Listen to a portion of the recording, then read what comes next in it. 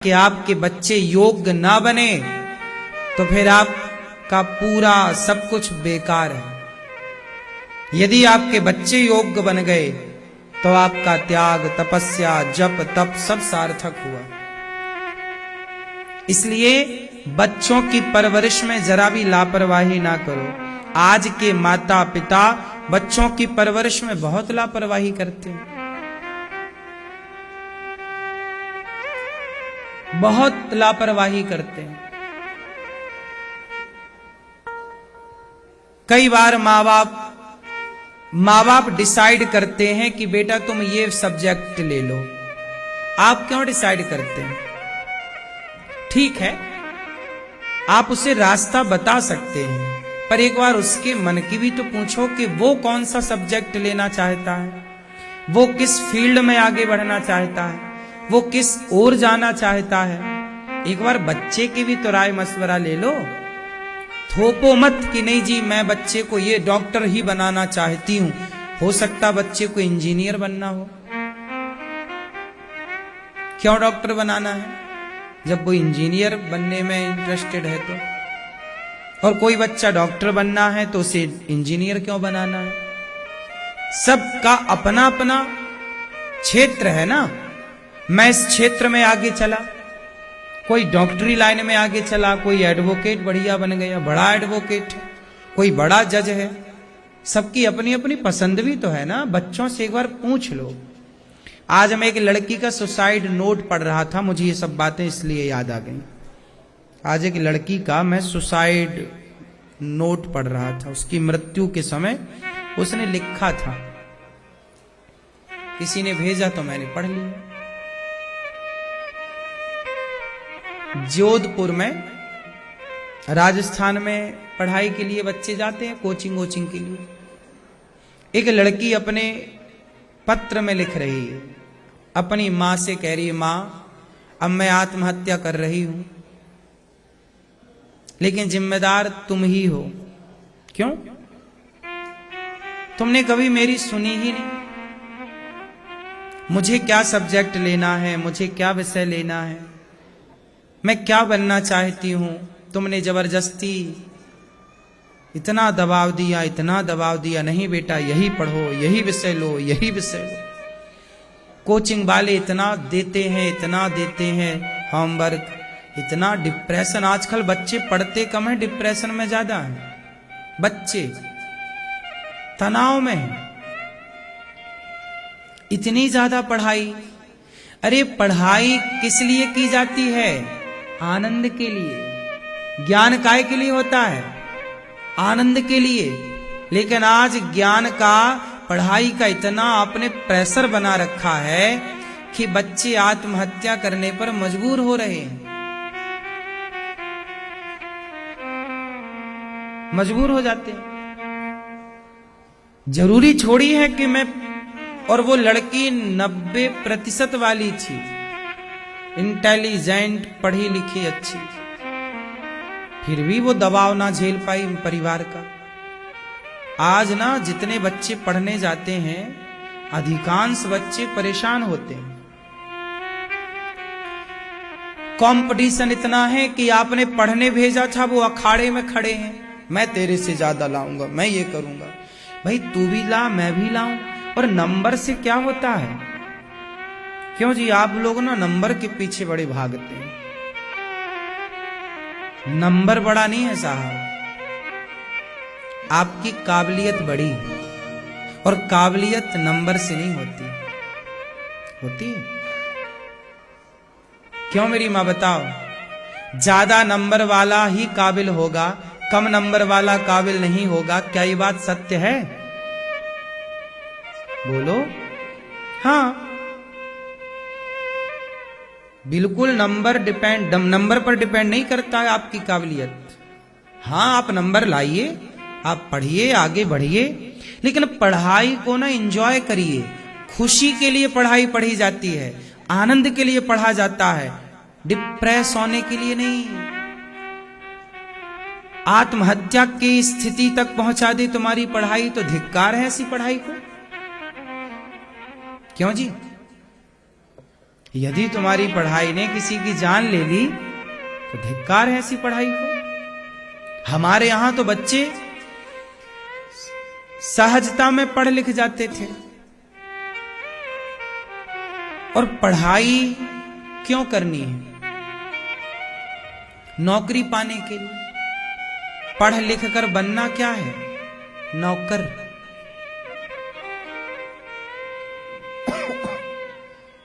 अडानी, अंबानी, टाटा, बिड़ला, ये लोग पढ़ लिख कर क्या बने? नौकर की मालिक।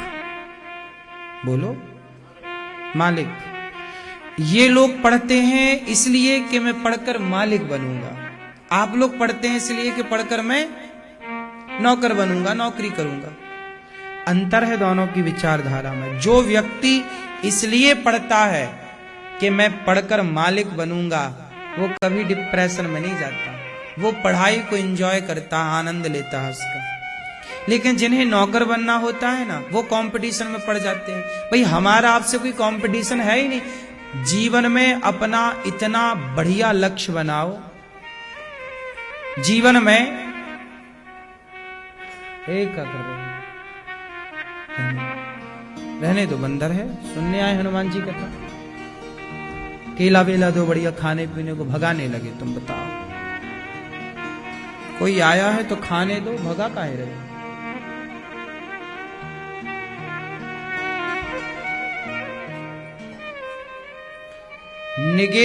नेगेटिविटी पहले आती। बंदर आ गया, भगाओ भगाओ भगाओ। अरे ये भी तो आप सोच सकते हैं कि बंदर आया, चलो से खिलाते हैं। क्यों?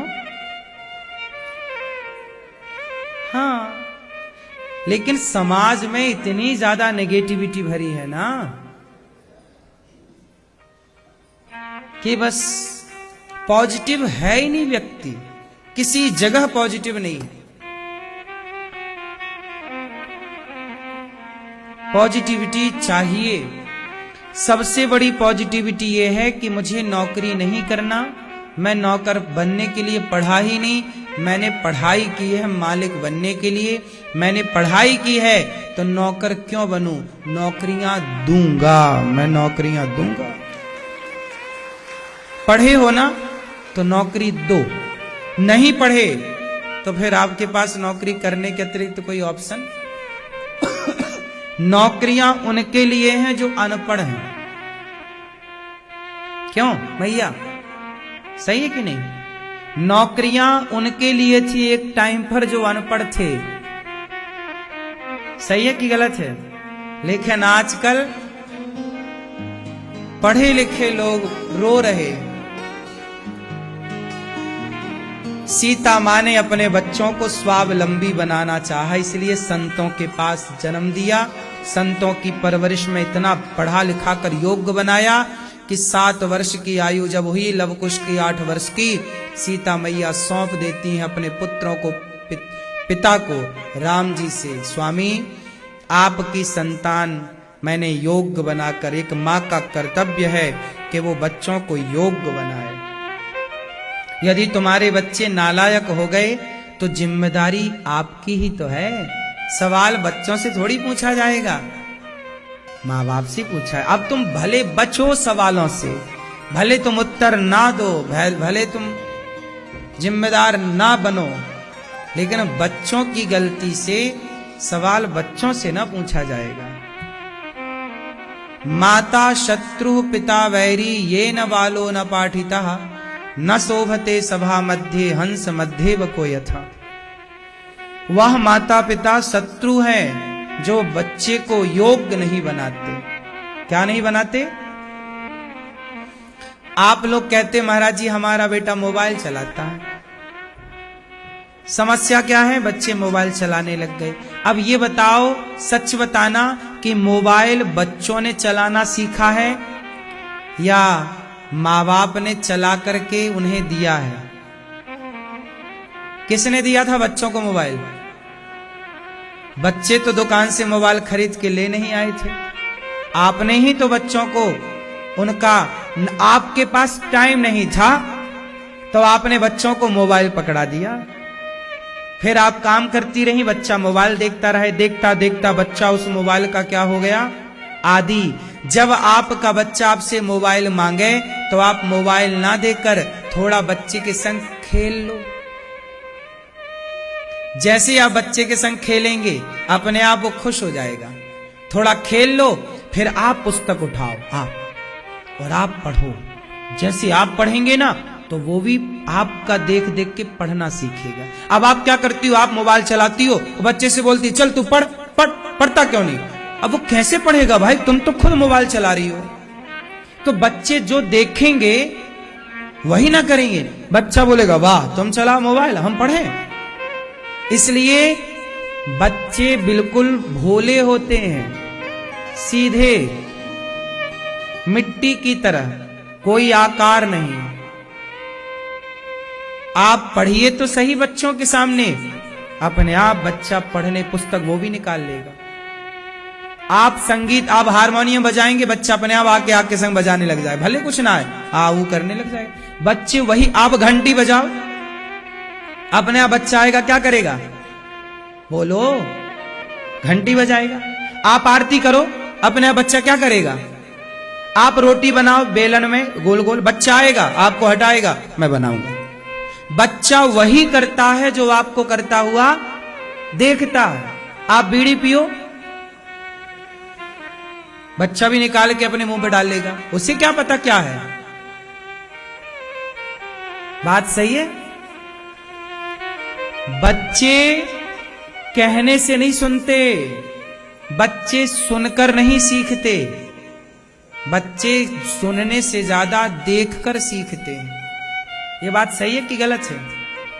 लेकिन आज के माँ बाप बच्चों को कहते हैं पढ़ो और खुद व्हाट्सएप, दिन भर मोबाइल। इसलिए आप मोबाइल रखो, आप गीता पढ़ो, आप रामायण पढ़ो, आप अपना विषय पढ़ो, वो अपना विषय पढ़ेगा।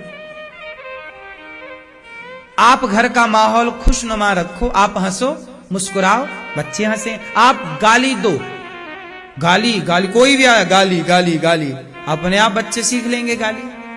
आप सबको भैया राम राम, आई आई भैया जय श्रीमन नारायण, अपने आप बच्चे सीख लेंगे। कोई भी आएगा आप कहेंगे हेलो हाय, बच्चे भी सीख लेंगे हेलो हाय। आप सीखेंगे भैया जय श्रीमन नारायण, जय श्री कृष्णा, वो सीख जाएंगे जय श्रीमन नारायण। बात सही है। आप अपने बाप को प्रणाम करो सिर टिका कर, बच्चा आपका खड़ा होगा, वो देखेगा, अपने आप सीख जाएगा कि अच्छा ऐसे प्रणाम किया जाता है। आप अपने पिता के पांव दबाओ, बगल में बच्चे को बिठा लो छोटे से, वो भी पांव दबाने लग जाएगा। आप बिना कहे देखो ना दबाने लग जाए तो कह देना। बात सही है कि गलत है? तुम अपनी माँ के पांव दबाओगे ना, तुम्हारा छोटा बच्चा होगा वहां, तुरंत वो आएगा पांव में बैठ के वो भी दबाने लगे, भले उसे कुछ नहीं आता पर वो भी यूं यूं करने लगे। क्या है ये? क्यों नहीं समझे आप लोग इतनी सी बात? दोष बच्चों का नहीं है, माता पिता का है। मानते हो कि नहीं? तुम ही इतने बिजी हो गए कि तुम्हारे पास बच्चों के साथ खेलने का टाइम नहीं था। हाय पैसा पैसा पैसा पैसा, पैसे को महत्व देते रहे, पर बच्चों के बचपन में आपने बच्चों के संग खेला नहीं। बच्चे पैसा नहीं चाहते, बच्चे आपका समय चाहते हैं। आप हमारे साथ खेलो। क्यों? आप में से कितने लोगों के बच्चे हैं जो आपसे कहते माँ हमारे संग खेलो, पिताजी हमारे संग खेलो? कहते कि नहीं बच्चे हमारे संग खेलो, हमारे साथ खेलो, चलो हमारे साथ खेलो। हाथ पकड़ पकड़ के बच्चे ले जाते हैं और आप हाथ छुड़ा के आ जाते हैं, टीवी देखते हैं, मोबाइल देखते हैं। हाँ या ना? बच्चों के साथ खेलते क्यों नहीं हैं आप? वो बच्चे हैं। आप जितना समय अपने बच्चों को देते हैं, बच्चे भी आपको उतना समय देते हैं। आप बच्चों को इग्नोर करते हैं, इसलिए फिर औलाद जवान होने दो, फिर तुम बुलाओगे बिठाओगे बैठेंगे नहीं। जब सुनते थे बच्चे तब तुम सही सही समझा ना पाए, सिखा ना पाए। अब नहीं सुनते तो रोते हो कि हमारे बच्चे सुनते ही नहीं। जब सुनते थे तब कौन से संस्कार दिए तुमने बिठा के? रोने से क्या होगा? रोते रहो, बच्चे बिगड़ गए। पैसा पैसा कमाए, कमा रखो अब पैसा। बेटा तो बिगड़ गया ना तुम्हारा, चला गया हाथ से, क्या कर लेगा अब तुम्हारा पैसा? पैसा तुम्हारी दौलत नहीं है, तुम्हारे बच्चे ही तुम्हारी दौलत है। बात सही है मेरी मां? बच्चे ही आपका सबसे बड़ा इन्वेस्ट है। जितना बढ़िया समय का इन्वेस्ट करोगे, संस्कारों का इन्वेस्ट करोगे, उतना बढ़िया प्रॉफिट आप पाओगे। वही बच्चे लायक बन करके, योग्य बन करके आपको करके देंगे, दिखाएंगे। लेकिन आप लोग लापरवाह मां बन गई आजकल, लापरवाह पिता बन गया आजकल। छोटी छोटी कहानियां सुनाओ, राम जी की, कृष्ण जी की। हरिश्चंद्र बेटा, झूठ बोलना पाप है। एक राजा थे हरिश्चंद्र, उन्होंने झूठ कभी नहीं बोला। सुनाओ कहानी हरिश्चंद्र, क्या होगा? इन छोटी छोटी कहानियों से आप अपने बच्चों को मोटिवेट कर पाएंगे। बच्चों को भी एक अच्छे गुरु की जरूरत पड़ती है, और मां से बढ़िया गुरु नहीं हो सकता। मैया क्या कहते हो आप लोग? पहले की मां छोड़ी थी, गुरु थी। पहले की मां क्या थी? जीजाबाई ने शिवाजी को योद्धा बना दिया कि नहीं 14 साल में? बोलो बोलो हां। सीता मैया ने लव कुश को 7 साल में योद्धा बना दिया कि नहीं? हाँ। मां हल्के में ना लेना। मां ही निर्माण है और मां ही विनाश। मां चाहे तो बच्चे को शिवाजी बना दिया जीजाबाई ने।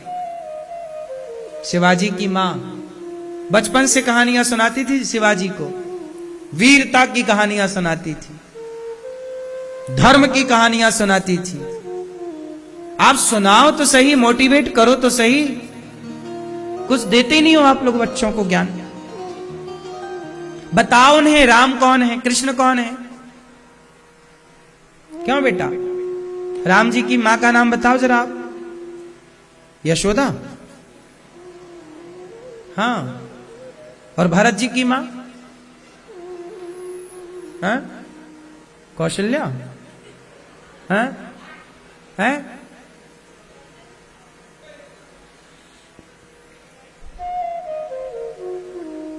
अब देखो, बच्चे 10 साल की बेटी और 10 साल का बेटा, 15 साल के बच्चे 15 साल के, यदि इन्हें कुछ नहीं पता, इनमें इनका बिल्कुल दोष नहीं है, इनका कोई कसूर नहीं है।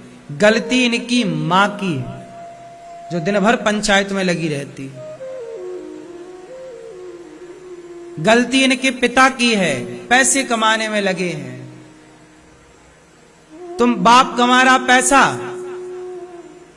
बेटी को समय दे नहीं रहा, संस्कार दे नहीं रहा। और बेटियां, तुम समय नहीं दिए, संस्कार नहीं दिए, तो कुछ बेटियां आई लव यू खेलने लग जाती हैं, इलू इलू खेलती हैं। बोलो हाँ कि ना? फिर तुम कहते हो हमारी नाक कटा दी बेटी ने। नाक कटा दी, रखो पैसा, कमाओ पैसा। तुमने समय कहां दिया अपनी बेटी को? कहां तुमने गोद में बिठा के अपनी बेटी से प्यार से सिर पे हाथ रख के उसे समझाया कि बेटी, चरित्र से बड़ी कोई दौलत नहीं होती? किस बाप ने समझाया अपनी बेटी को गोद में बिठा के? तुम अपनी जवान बेटी, 10 साल की बेटी हो गई ना तुम्हारी, 14 साल की हो गई ना, उसे बिठाओ अपनी गोद में, बिठाओ अपने पास, बताओ कि बेटा तुम्हें ना अब लोग गलत तरीके से देखते हैं, तुम्हें लोग गलत तरीके से छूने की कोशिश करेंगे। अब लोग लड़के, कोई तुम्हें आई लव यू भी कहेगा, लेकिन बेटा कोई तुमसे प्यार क्यों करेगा? कोई आपसे प्यार क्यों करेगा? प्यार आपसे कोई क्यों करेगा? आपकी चमड़ी से प्यार करेगा। ये बाप को बताना चाहिए। ये शकुचाने और शर्माने की बात नहीं है। क्लियर बातें करो, खुल के फ्रैंकली जियो, रिश्तों में रहो। बेटी को बताओ कि बेटा तुम्हें कोई यदि टच करता है तो वो केवल तुम्हें यूज करना चाहता है बस। कोई प्यार तुमसे क्यों करेगा? प्यार क्यों करता है कोई? कोई लड़के ने आपसे कहा तुम बहुत सुंदर हो, हम तुमसे बहुत प्यार करते हैं। तो प्यार किससे करता है? तुमसे नहीं, तुम्हारी सुंदरता से। सुंदर हो, सुंदर काय की सुंदर? चमड़ी सुंदर। आजकल आदमी को चमड़ी की तो भूख है, और कौन सा भूखा है आदमी? भूख दो तरह की तो होती है, एक पेट की, हाँ या ना टोपी वाले भैया? भूख काय की होती है? पेट की। रोटी से मिट जाती है। दाल रोटी खा लो तो कौन सी भूख मिट जाएगी? बोलो। पेट की भूख मिटाना है, दाल चावल सब्जी रोटी खा लो, पेट की भूख मिट जाएगी। लेकिन एक दूसरी भूख होती है जो दाल चावल सब्जी रोटी से नहीं बुझती, और वो भूख होती है चमड़ी की। और आज जो युवा वर्ग जो आई लव यू खेल रहे हैं ना, ये केवल चमड़ी की भूख मिटा रहे हैं। कहीं तुम्हारी बेटी शिकार ना हो जाए लव जिहाद का, कहीं तुम्हारी बेटी के टुकड़े टुकड़े ना हो जाएं। ये बताओ बेटियों को, हर बाप बताए अपनी बेटी को बिठा के बेटा तुम्हारा चरित्र ही सबसे बड़ा है। रोज अपनी बेटी से एक सवाल करो कि बेटा तुम्हें कोई लड़का पसंद है क्या? कोई हो तो बताओ, मैं तुम्हारे लिए एक लड़का देखूं। समय से लड़का देखना स्टार्ट कर दो, समय से विवाह कर दो। पढ़ाई करते रहो पर विवाह समय से कर दो। ये परंपराएं आज के जमाने में सब भटक गए। अब विवाह लोग कर रहे हैं 30 साल में। 30 साल के पहले ही ना जाने कितने लड़का लड़की लिव-इन में रह चुके हैं, एक दूसरे के संग बदल चुके हैं लड़का लड़की। क्या हुआ? इससे आपका चरित्र बिगड़ गया। और जब चरित्र बिगड़ ही गया है तो फिर आप अब किसका निर्माण कर पाएंगे? चरित्रहीन लड़की हो या लड़का हो, फिर तो वो चरित्रहीन ही हो गया। अब किसका निर्माण होगा? इसलिए राम चरित्रवान है, सीता मैया कौन है? चरित्रवान है। और हमारा देश चरित्रहीनों से जाना जाता है कि चरित्रवानों से? हाँ, पूरी दुनिया में इकलौता भारत है जिसका चरित्र अन्य लोगों से मजबूत है या नहीं? हमारे भारत में आज भी विधवा स्त्रियां पाई जाती हैं। विधवा उसे कहते हैं कि पति के मर जाने के बाद उसकी याद में ही पूरा जीवन गुजार दे, पर पराये पुरुष के बारे में कभी ना सोचे, केवल परमात्मा के चिंतन में रहे। हमारे यहाँ वो नारी उसकी विधवा रहकर गुजार लेती है समय, पर पुरुष के बारे में सपने में भी सोचती नहीं। ऐसी स्त्रियां केवल भारत में हैं। पूरी दुनिया में ढूंढ लो, ऐसी स्त्रियां कहीं नहीं मिलेंगी। दुनिया में तो ऐसी स्त्रियां हैं कि उनका पति मरता है, वो दूसरा बॉयफ्रेंड बना लेती है। दूसरा मरता है, तीसरा जिंदाबाद है उनका, तीसरा मरे चौथा जिंदाबाद है। वहां कोई स्त्री विधवा होती ही नहीं। वहां 80 साल में बुढ़ा मर जाए तो 80 साल के बुढ़े कोई ढूंढ लेती है। वो कोई नहीं है वहां विधवा। विदेशों किसी भी देश की बात कर लो भारत के अतिरिक्त। हाँ, भारत के लोग जिन जिन देशों में हैं वो भारत के लोग वहां रह के भी अपनी परंपराओं का पालन कर रहे हैं। तो भारतीय परंपरा के अतिरिक्त दुनिया की ऐसी कहीं परंपरा नहीं है तो बताओ। ये चरित्र है साहब, इसको क्या कहेंगे आप? ये चरित्र है। अपने पे काबू, अपने पे कंट्रोल।